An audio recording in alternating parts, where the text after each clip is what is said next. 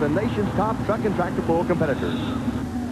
We're at the Oakland County Coliseum here in Oakland, California. We'll be looking at Peggy Jones from ARCATA, California. She'll be trying to beat the 170 feet 8 inches of Dan Moore. He is in the #1 spot right now.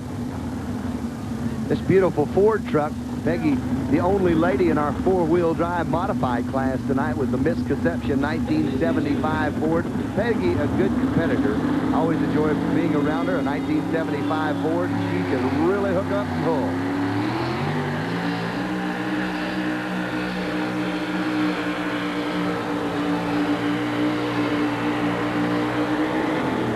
Peggy was really trying to take the lead tonight. She got a little trouble over on the right-hand side of the track. Got off just a little bit late, but a beautiful job for it. Looks like she got a little oil out of the valve covers of this 518 cubic inch Ford motor. And a lot of times when you heat the engine up, the oil gets thin. It'll seep out from underneath the valve covers and go right up on top of the headers. That's what all the smoke's coming out of it, and it doesn't actually hurt the engine. We'll be taking a closer look at Dave Martin of Riverside, California. He's trying to beat out Dan Moore for the top spot. Well, Dan now making his home in Riverside, California, but one thing about him, he's a Cajun at heart, and that's where the name of this beautiful Ragin' Cajun trucks come from.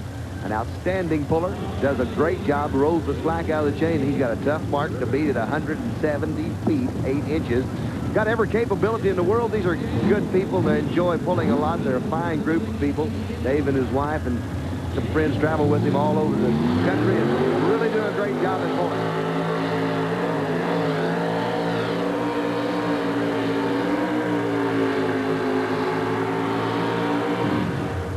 Well, the track is loosening up quite a bit. It couldn't get enough traction for Dave Martin.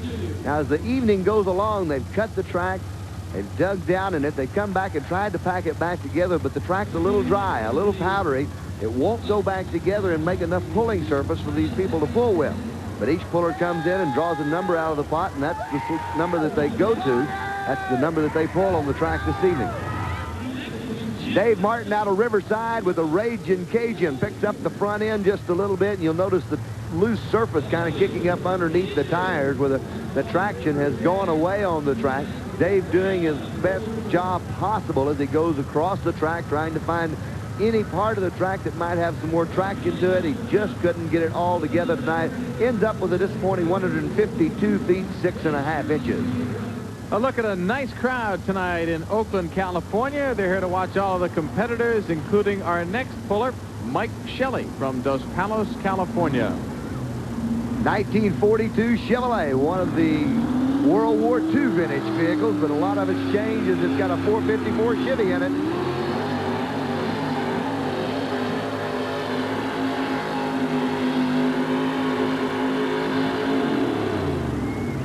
Just not enough traction to put the truck all the way out the end tonight. A good job, but it just couldn't make it reach for Mike Shelley in the California flag.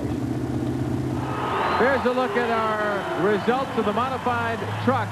Natural High, driven by Dan Moore, was the winner. 170 feet, 8 inches, outdistancing Golden Ox, who finished in second place. Running Bear, third at 165, 9.5 inches. Rat Patrol in fourth, 165 feet, 5 inches. And ABRAKADABRA, who actually started off the night, finished off at 164 feet, 2.5 inches. When we return, we'll show you the Bud Boss. Stay with us. We'll be coming back to Oakland, California in just a couple of moments.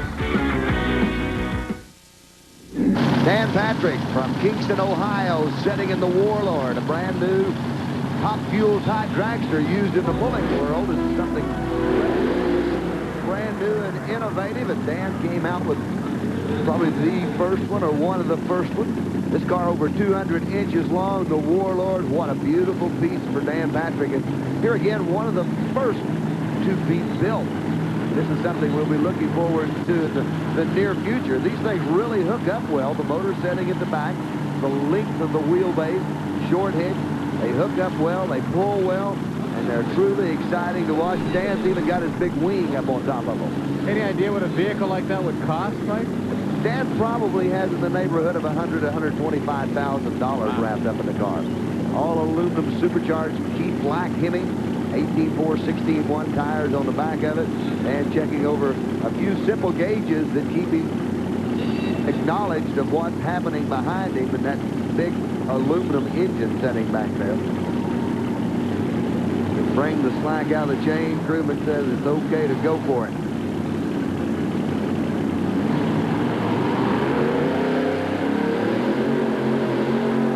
And on his way.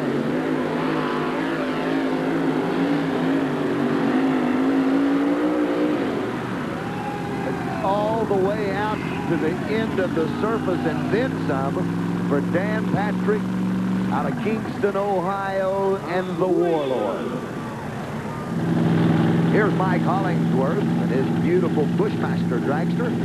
Makes his home right outside of the Nashville area and does a great job. This is another one of the brand new dragsters. And there's something kind of neat about them. They're long. They look almost identical to the 280-mile-an-hour pulling dragsters or drag racing dragsters that you see on the drag strip throughout the country. Only these are designed for pulling. And as we mentioned, these are only two in existence for pulling. These are brand new. First time they've been out to this part of the United States. It's just been out a short while with the United States Hot Rod Association. There's a shot of Mike sitting down inside of his car. The big blown motor sitting behind him. He'll get ready to charge the track.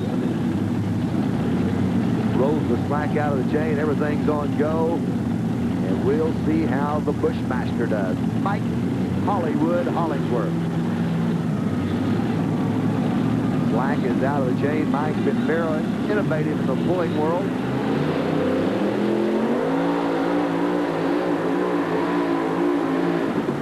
Whoa, look at that. He lost the blower off of the back of the motor. He has launched the blower off of the back of the engine. Now, he had a blower explosion. There's fuel running out of the top of it, kind of a volatile situation. But he had the blower restraints, the black straps that you see running down the side of the engine. Now, those are on there for safety purposes. The blower exploded. The straps held the blower down on the engine so the blower did not come up and launch over the car or get in any trouble. Let's watch him as Mike leaves with it. He sees the big tires start to turn. He's in the motor. The motor sounds good. All the power's up. Front end bouncing just a little bit. Track's rough. He's getting a bite. But it's right in this area that it explodes. There you see the fire out of it. Motor leaned out a little bit, popped the blower off of it.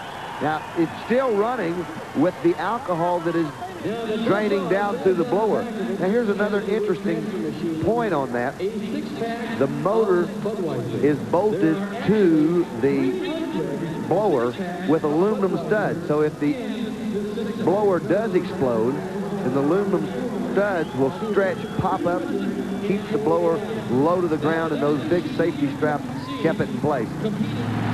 Here is one of the best-looking six-packs you'll ever see on top of the Budweiser BOSS, and he's going to do some pulling next.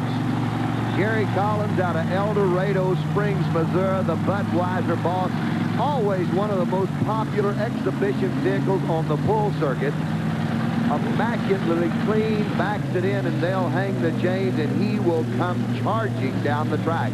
Has scooted the sled back quite a ways for Gary. Give him a little bit more running room as he gets those two 1,500 horsepower engines pounding the ground. Gary gets the green flag from the other end of the track. Here comes the ball.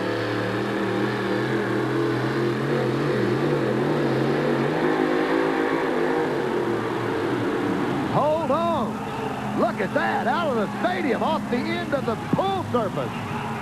Gary Collins just flying down the track, and whenever he felt the urge, he nailed the throttle. The truck came to life, and it just like a rocket flew out the other end. Watch Gary Collins as he leaves with the sled, this 50,000-pound sled, and he's just toying with it, just really kind of cruising right in this area right there. When it just moves a little bit, Gary says, I'm going to get out of here, and just automatically opens the throttle on the Budweiser BOSS, and he flies all the way to the end of the tracks, just getting it stopped as it got to the end of the pull surface.